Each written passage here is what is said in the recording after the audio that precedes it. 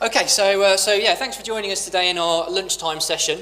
The main reason we think that this session is kind of interesting is that it's a real-world SharePoint case study, and it's based on a rollout of SharePoint that's just happened. Yep, so it's very much live. Some of the key things we're going to see that are interesting about this session is we've got not just myself and Chris, who are both SharePoint trainers, so we've helped kind of educate the people that are involved in this project. Also with us today is Trish as well. So she's actually part of the organisation that SharePoint was rolled out into. So between us, we can tell you the whole story. So let's just take a quick look. So as I said, my name's Rob, and for about the last 10 years or so now, I've been helping people make good use of their Microsoft technology. So since 2007, I've been working with SharePoint as my main focus, but also I do a lot of work with things like Nintex Workflow as well. And my name is Chris Casangina. I've worked with SharePoint prior to Combined Knowledge for about 3.5 years for a retail company. And after that, I took on SharePoint training. I've been with Combined Knowledge for about 4 years, working on just general user training, but also project-orientated work, working with customers to deliver a SharePoint training solution that matches their needs. Hi there, I'm Trish Ferguson. I'm from GM Financial. I'm a senior business analyst with the company. I've been there a couple of months now. Previous to that, I worked for a joint venture for 2 of the large banks, and I've been working on SharePoint for about 7 years. Excellent, thank you.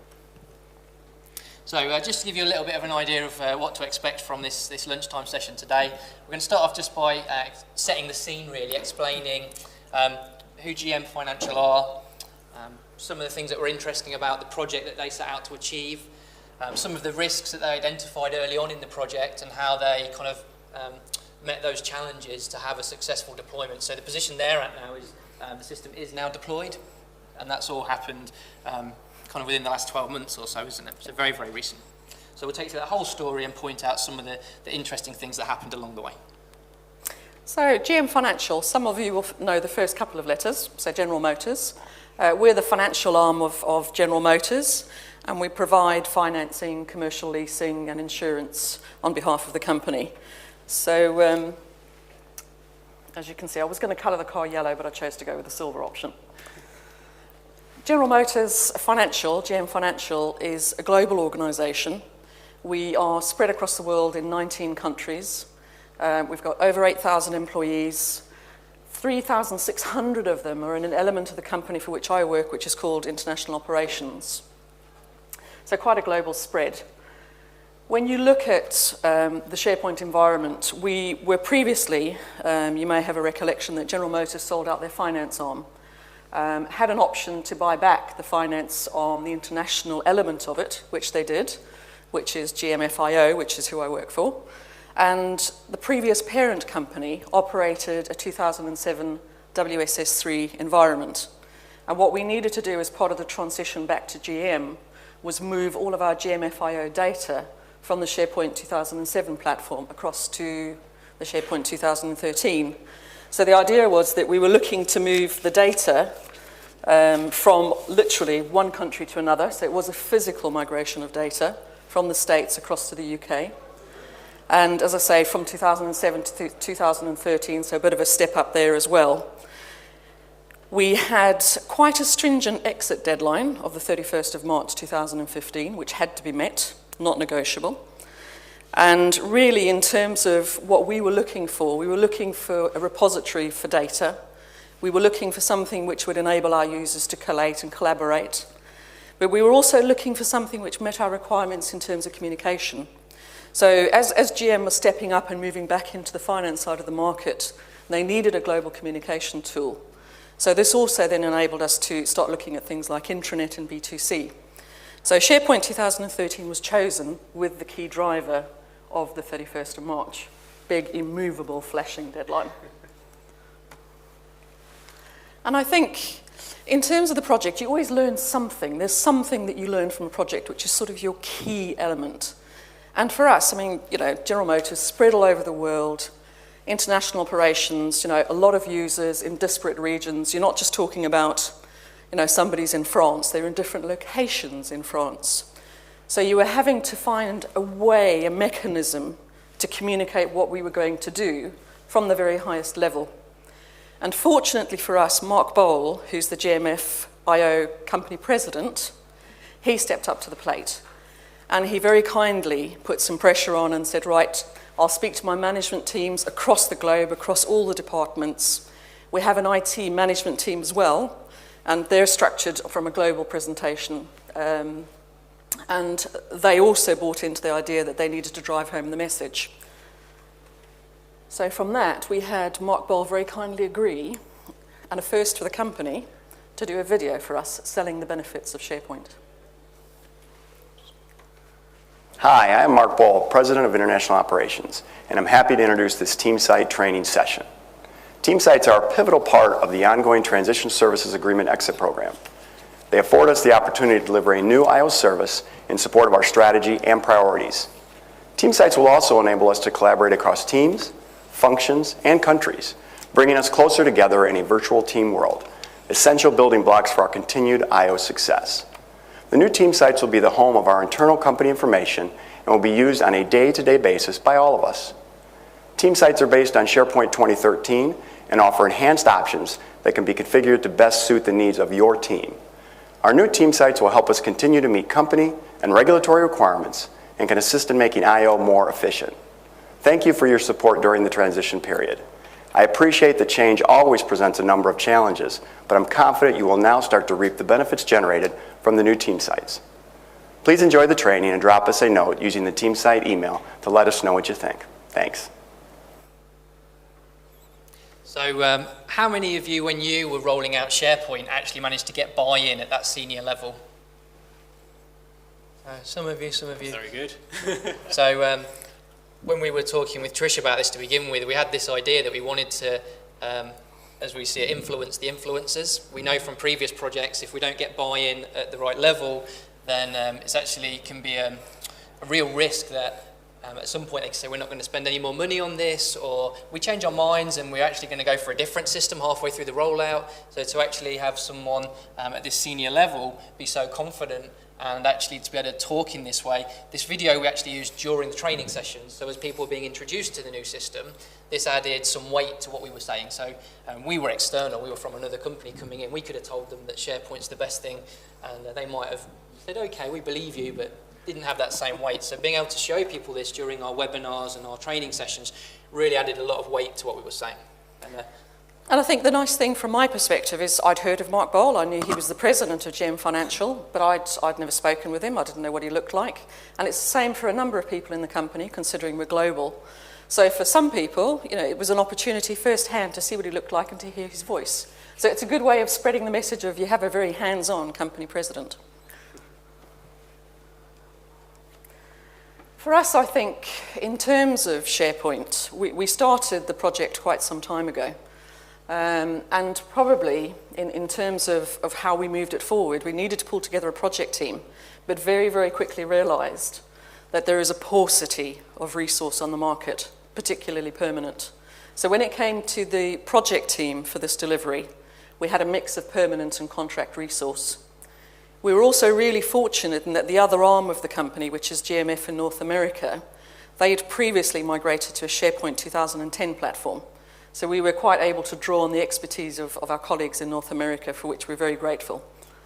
So long term, we do have a view to resourcing the team. But I suppose it's almost a warning to say that in terms of SharePoint 2013, if you're needing to upskill, you are going to have to look wider than just the permanent market. From a migration timeline, as I've said, we had a deadline of the 31st of March 2015. It was an immovable deadline. There were some hefty financial penalties if we missed it, so a bit of an incentive there. We started back in August, I think it was 2013, and started looking at this migration. And 80% of our time was spent looking at identifying the data and validating it with the former parent. Only 20% of the time was spent migrating. So in terms of the technical support that we've had, we are really appreciative of the input of AvePoint. So AvePoint helped us in terms of technical migration support. And I'm pleased to say that we delivered early. We delivered a couple of weeks ahead of the deadline. So all of the directors extremely happy. Yeah, just to mention, I think one of the things that really helped with that was having a clear deadline from the word go. In a lot of organisations, we see SharePoint roll out, and they say, well, at some point we'll switch off network drives, or we'll be removing the S drive, but it's always quite passive. So actually, in this example, it really drove things. You're actually saying to people, okay, at the moment, this 2007 system that you've been using for a long time already, as of a certain date, that will not be available. And that date was not negotiable. So there was, that really kind of fired people up. So they needed to review their old sites, fill in a form effectively to say what they wanted to be migrated over to the new sites. So we've seen some projects that go on forever, whereas this one, with those really defined goals, that did push people along. They might not have all liked it, but it did help people along. It was a very pressing deadline. So I'm pleased to say that it's a relief that it was met.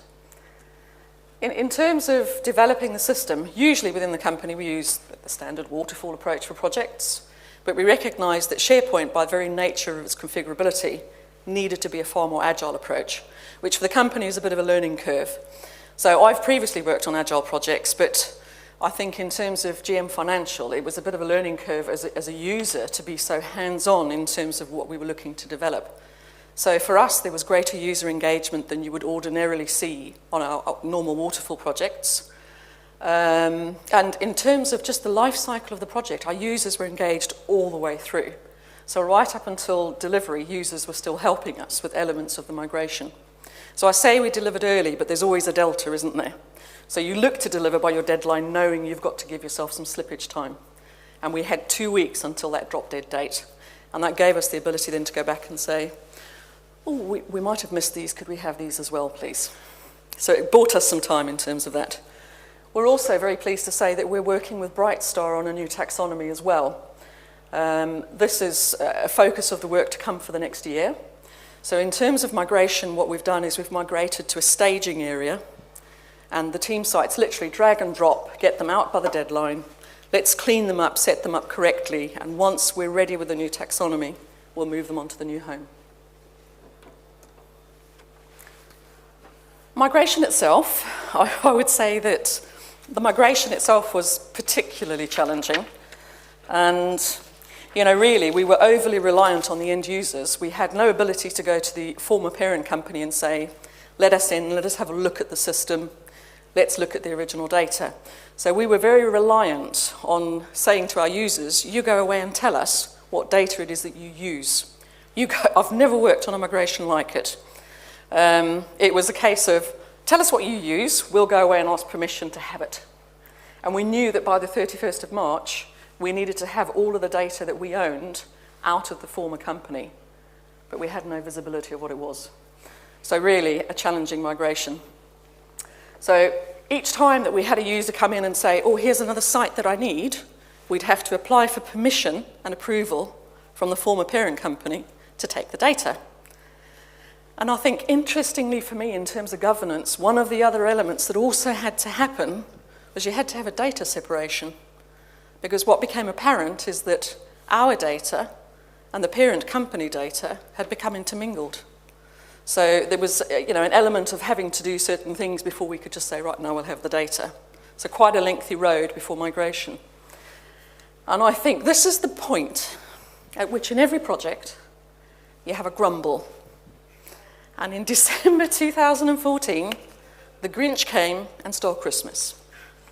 So we were planning to have a really quiet Christmas, a little bit of a migration, some time off, a bit of Christmas pudding, that sort of thing. And then the Grinch came along. We had, because it is physical data transfer from the States to the UK, we'd arranged a courier, secure delivery, 2 days before Christmas. Lovely.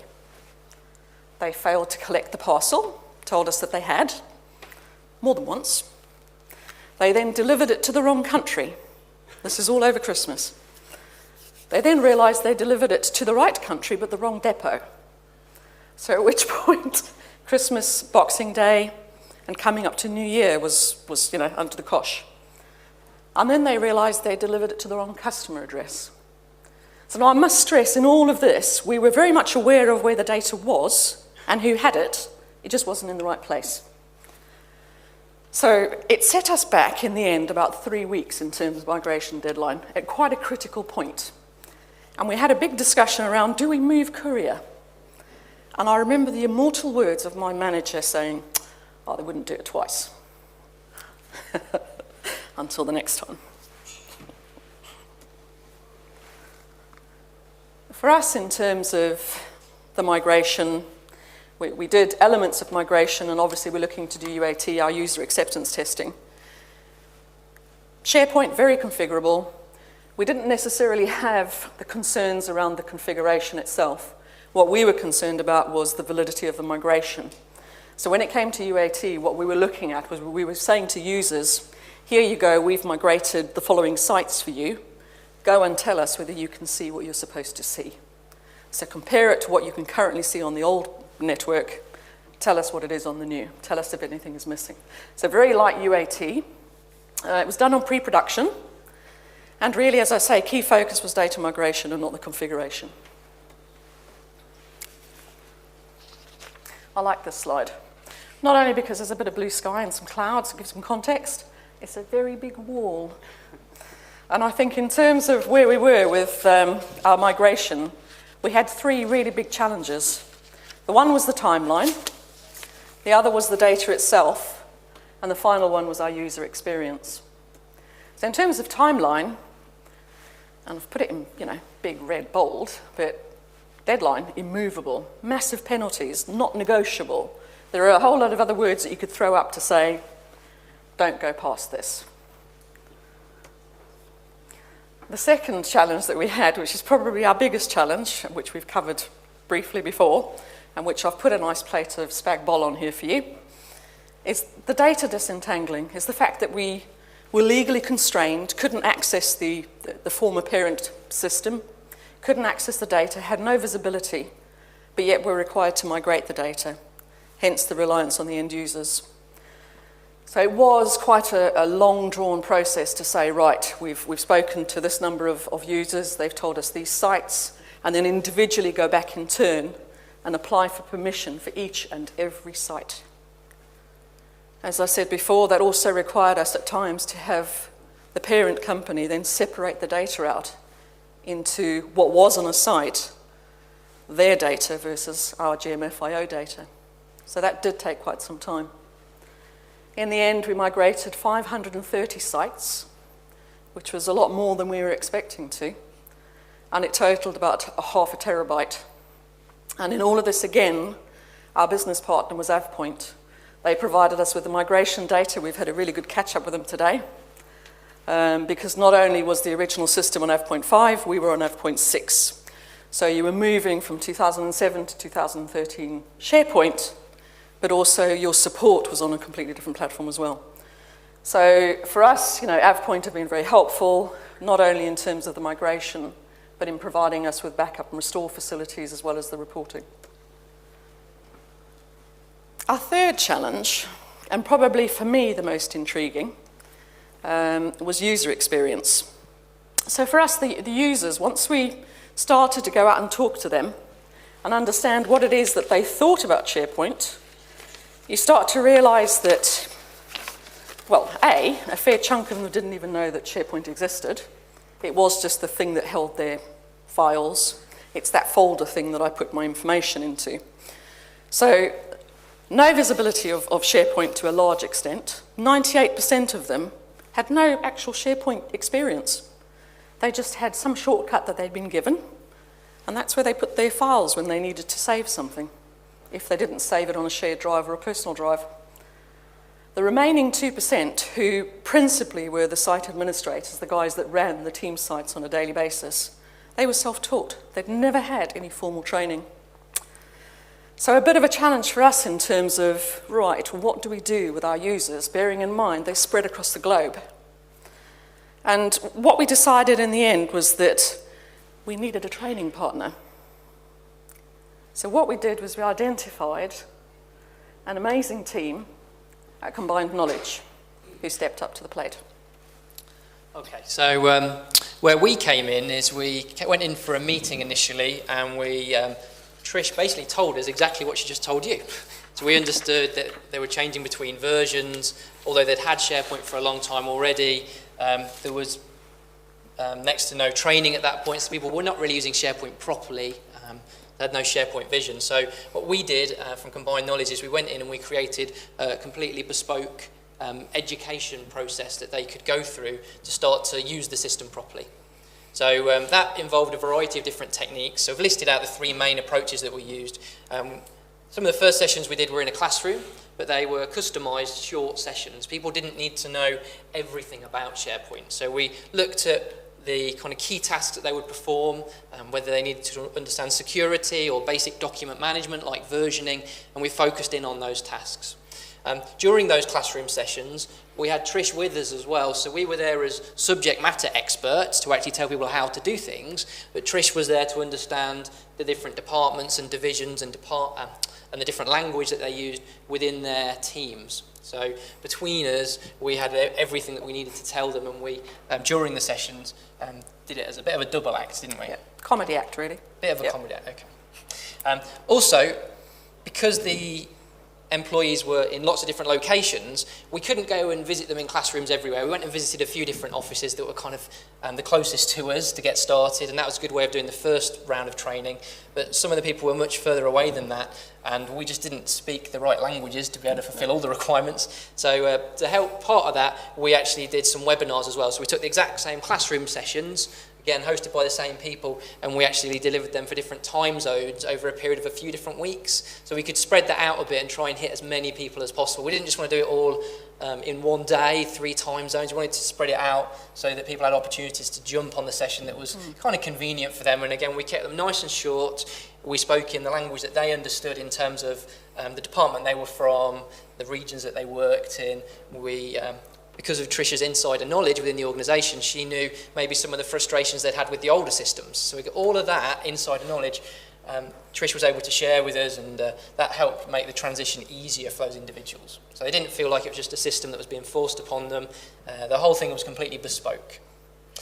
Also to support that, Chris and another member of our team created some computer-based training. So one of the things that I really like creating at Combined Knowledge is content for third parties. Obviously, being an expert in subject matter for SharePoint, actually finding a way to make that business applicable is one of the challenges. So we go to the clients and get the deliverables, and we try to understand what customizations are needed. So essentially, we put together a introductory video, which would always be available. We could potentially update if required, and it gives people an initial understanding of the SharePoint product. So this introduction would be headed by the Mark Bowl video that you saw earlier to get that sort of immediate buy-in from the people who are watching the video. Then we understand the areas that are essential for people to understand in SharePoint to get good adoption. So traditionally, I mean, we'd teach people over about 4 days to be good power users, but we can't afford that every time. So what we do is we identify what is important. So that might be how to get your files into SharePoint, how versioning works, how to do Office integration. Working with Trish and Rob, we basically captured what were these requirements, and we captured them on site at High Wycombe. We just used their SharePoint environment, captured the information and pulled it back to the office. Once we got it back to the office, we also wanted to tell the story of what was happening with the system and set expectations. So we told them about the key differences between the 2007 and 2013 platform so that they understood the functionality. The interesting thing about this is that the requirement required 5 additional languages alongside English. So we had 6 languages to produce for. So we started off by capturing the English narrative that featured yours truly's voice. And then once we'd captured that, we had translation specialists convert them to other languages. So we went with English, German, Portuguese, Spanish, and Chinese. Now, to start off this process, the Mark Bowl video, we wanted to do the English narrative for every single country, but we needed subtitles to be placed over Mark Bowl's content. So in the next video, you'll see the initial English video, which you saw earlier with the English narrative. As it switches to the other versions, you'll notice that we provide the subtitles that are relevant to those general languages. Hi, I'm Mark Bowl, President of International Operations, and I'm happy to introduce this team site training session. Team sites are a pivotal part of the ongoing Transition Services Agreement exit program. So we just trimmed the audio on this. It would be the same English audio again, but what we're doing at this point is just providing the local language translations. We just dubbed that, put the subtitles at the bottom of the content. For the remaining part of the demonstration, we did proper translation. So what we did is we took the English narrative and converted it to the various different languages that were required.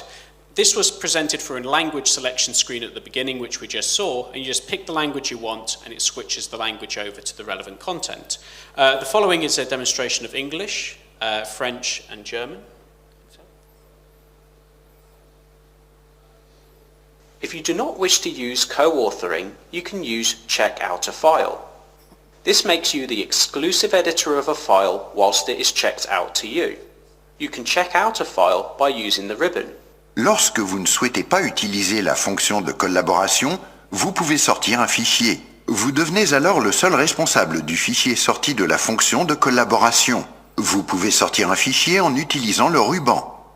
Falls Sie die Co-Authoring-Funktion nicht nutzen möchten, können Sie die Funktion für eine Datei deaktivieren. In diesem Fall können nur Sie die betreffende Datei bearbeiten. Über die Leiste können Sie diese Funktion für eine Datei deaktivieren. The process that you've just seen required us to record the English audio and provide the written transcript and present it to GM Financial. Once we got the conversions, we even asked GMF what were their favourite voices, especially in German. So they had the choice of 6 voices, which one do you like the most? And then we presented the translated content to representatives of those locations to ensure that they were happy with the transcript and the actual converted narrative was accurate to what they perceived. I think one of the key things with this is effectively we've just seen the multiple different kind of training methods that were being applied. So we've mentioned the idea of the classroom training initially for the people that were perhaps, as we're going to identify, the site admins or the site owners. So they were the key people that needed to understand it first, and we wanted to do that in a classroom as much as possible to get feedback from them, because we were trying to gauge what were they thinking, what was important to them, were we telling them the right things, or did they have loads of kind of strange questions that we never thought they'd care about. So that helped us, and then we used what we learned there in the webinars, and we kind of took things further afield. And then the product base there, the online training effectively, that was great for people that had attended the classroom or the webinar, but also it made sense for people that had never done any of that kind of live training at all. They could actually be in one of their SharePoint sites, they could press a button and they could launch this series of videos, and they didn't have to watch those videos one after another. They could just jump straight to a topic and press play. It was automatically as well, having when a person's visited that for the first time and they've said that they're French, it then is going to automatically use the appropriate language. So obviously here we played 3 different ones just to give you a feel for that. But normally the first page we showed you, they'd get to there, choose their language, and whatever they watch then from within the different selections, it'll use their appropriate language. So that was web-based training. So again, in an ideal world, we'd have everyone in a classroom, but it's just not possible, definitely not in all those different languages. So by using this kind of different variety of methods, we really were trying to make sure that everyone got the training that they needed.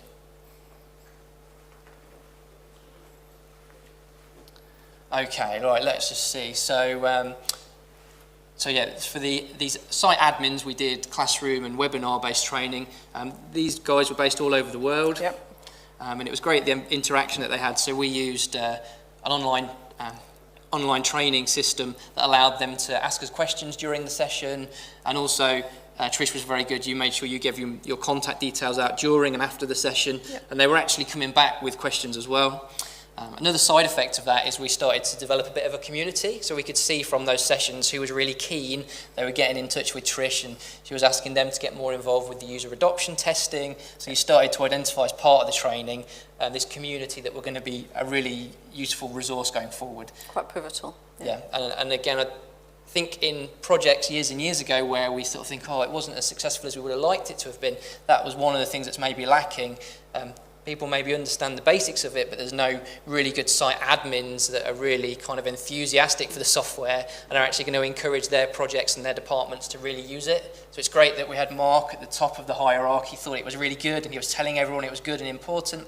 But this training, we were trying to identify people a little bit closer to the ground that actually were going to be doing this stuff, and they needed to be enthusiastic, and we were helping with that as well. The interesting thing for me is that these site admins are a good mix of the company base. So you've got people who are team leaders, who are key process drivers. You've got senior managers that were in there as administrators as well. So it's a really good base on which to build and go out and say, right, we've now got global SharePoint expertise that you could tap into. And we are in the process of continuing to build on that community. I think probably the majority of the customers that we work with, when we go in and visit them, we're either working with their existing training team to try and get them up to speed, or we're working with their site owners to try and get them up to speed. And the goal with most customers is to get them to be self-sufficient. So yeah, we might come in as an external kind of expertise, but we're not trying to kind of keep it all secretive. The whole idea is we're trying to transfer as much knowledge as possible and as much enthusiasm as possible to really get these people to be self-sufficient and get them sharing that information as well. And the nice thing is, because they were such a varying group of individuals, you could have some really challenging questions. Some of the people that were down as team site admins and who came on the training sessions are IT professionals in their particular country or their department. So you could have a simple question come back saying, how do I load a document? And then someone else will come back with an incredibly technical question, which I would just hand over to Rob. But it's a good learning curve for the rest of the guys that are on the training call with us. So a good way of spreading the knowledge. Yeah, and one other thing we did to help with that is because we'd delivered several webinars online, we also took the opportunity to record a few of those as well. So if anyone had missed this variety of dates, if they'd been lucky enough to be on holiday for like a month or something, about the only way they could have missed it, but we're also recorded a few of those sessions and making those available. So there's all these different formats, so people really had no excuses for not understanding what the system was and how to use it. Yeah. I want to make it as accessible as possible.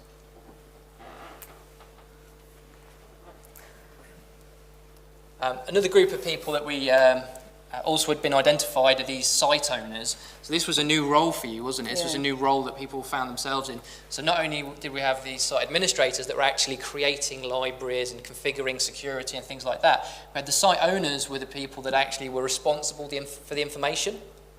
So that they owned that data. So you said that was a relatively new idea for you. Yeah, it's a new concept for GMF. So because we had a former parent company, we weren't really, although it was GMFIO data, we didn't have to administrate it as data owners. The data's now left the States, it's now in the UK, we're responsible for it. We have a document management, we have a compliance program sat behind everything.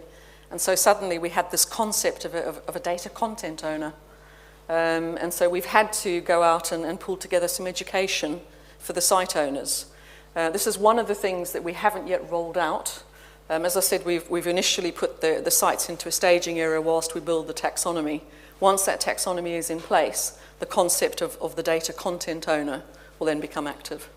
Yeah, so I think part of the message there was just identifying these different groups of people. So these are maybe not so technical, they don't need to understand so much what's going on behind the scenes, but they've got this responsibility for the data. So perhaps these guys, as what you're calling site admins, they're going to physically do a lot of the work, they're going to change the security, but in some cases they have to go to their site owners and say, is it okay if I do this? Yep. The site owner would give them the approval, and then they'd better go ahead and do whatever it is that they wanted to do. Yeah. So from a SharePoint's perspective, the permissions for both those groups would be full control. But what you'd find is that the site owner doesn't really go out and do the administration of the site. It's the team site admin who'd be running with that full control.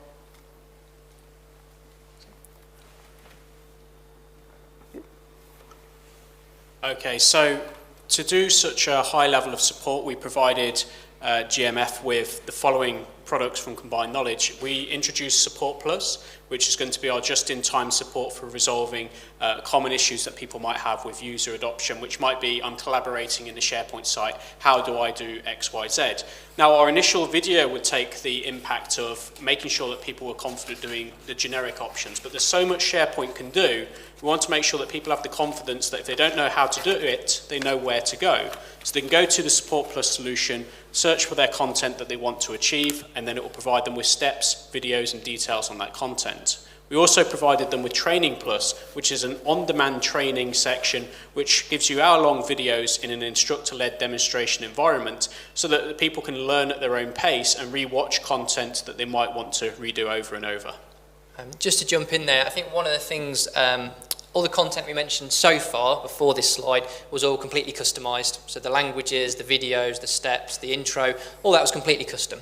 What we also found though was, okay, that's what people need to get started, but further down the line, who knows what they're going to want to do in SharePoint. So our standard products then, which we have kind of for 2013, 2010 and 2007, have hundreds of these step-by-steps and videos and all this extra detail. So we focused on custom content for the getting started and where it needed to be customized, but also we used these standard products as well as part of the kind of ongoing support. So people could still watch the recorded webinars, which were just about getting started, but they could also watch these videos and these step-by-steps as well. So that has thousands of learning objects is how we describe that. So videos and step-by-step guides, for example. Yeah, do you want to do Nintex? Nintex, so more advanced than the SharePoint workflows. We had a dawning realization that there were certain activities that were undertaken on the old platform that we needed to replicate on SharePoint 2013 within the GMFIO landscape. And I think there was this dawning realization that one of them in particular was enormous. And it's something which couldn't easily be covered off by SharePoint itself. So invested in Nintex, and I'm pleased to say also then, had the pleasure of going on the Nintex course with Rob for, I think it was 3 days. 3 days, yeah. 3 days of an Nintex course, which we've then gone back into the business and said, right, in addition to the really huge elephant in the room that needed to be recreated, what else is there? Because, for us, moving away from the former parent company and moving to SharePoint 2013 presents an opportunity. It's an opportunity to say there's a lot of stuff that we currently do that's manual. But if we just did a couple of these little workflows, these little magic things, we can automate it and take away that daily, weekly, monthly pain. So we have what we call at the moment the SharePoint pipeline, where we're looking to identify, and this is on a global basis, so you can imagine, all the things that people do where they're looking to say, actually, do you know what, we need to automate something. And to give you an example, sat behind everything that we do at GMF is this big compliance organisation. We're a financial institution, we are regulated across the globe. And there is a global policy team which sits behind everything. And one of the recent pipeline discussions we've had is around how we build the process for the review, the approvals, and all of the associated activity for those policies which govern the business. So a really, really useful tool in Nintex. I think also one of the things that we've gone on to do is those of us that were working within the project team have moved across into what is now the SharePoint support team. So it's an ongoing thing. It's there to foster adoption. It's to keep ongoing empowerment and engagement of the end users. And we literally went away, had a conversation about what are the most questions that we're receiving from our end users. So started to create a whole litany of frequently asked questions. And that just grows on a daily basis. And then we also have Ask a Question facility. So we're quite an available hands-on support team. The guys can get in contact with us. We do have an international service desk, which is their first port of call, but they have the ability to come to the SharePoint team and to actually ask for our support. So we have that in place. So from a perspective of an end user, they have a substantial amount of tools that are at their disposal to help them move forward with SharePoint.